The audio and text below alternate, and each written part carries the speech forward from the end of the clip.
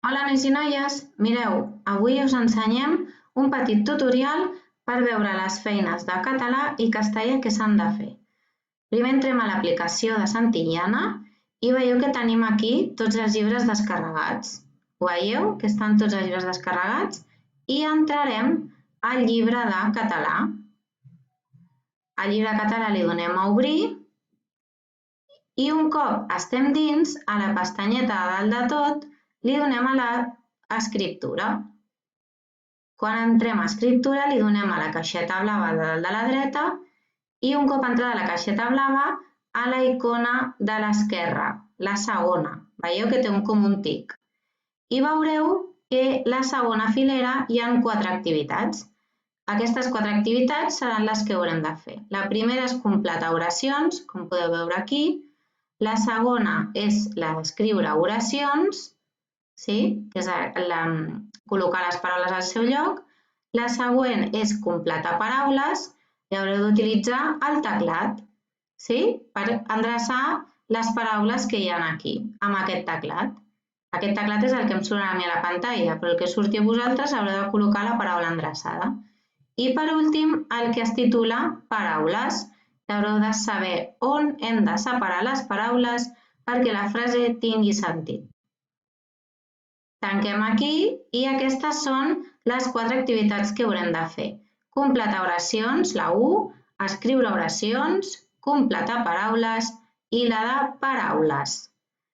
Quan ja estem de fer aquestes activitats, sortim d'aquí i ara us ensenyo les feines de castellà. Entrem al llibre de castellà, li donem a obrir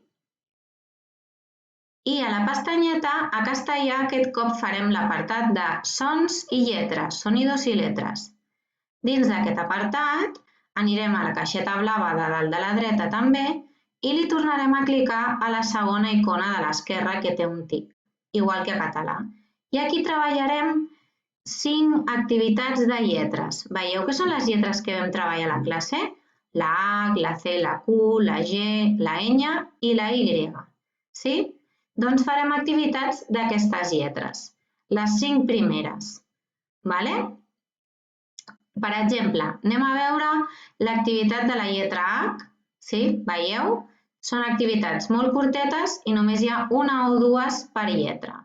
La següent seria la C i la Q. La següent seria la G, que hauríem de classificar les paraules com fèiem a la classe. La següent seria la Ñ, recordeu-vos que en castellà la Ñ és la N amb el palet a dalt, però sonen igual que en català. I per últim farem la Y, que la utilitzem per juntar una paraula amb l'altra o per paraules que comencen per Y, com aquestes, yate, yegua i yo-yo. Veieu aquestes activitats que haurem de fer? Doncs aquestes activitats són les de castellà.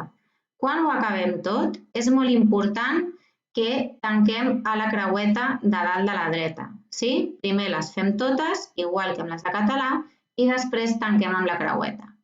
Anem als llibres de color verd de l'esquerra a dalt i anem enrere per tornar a aquesta pantalla.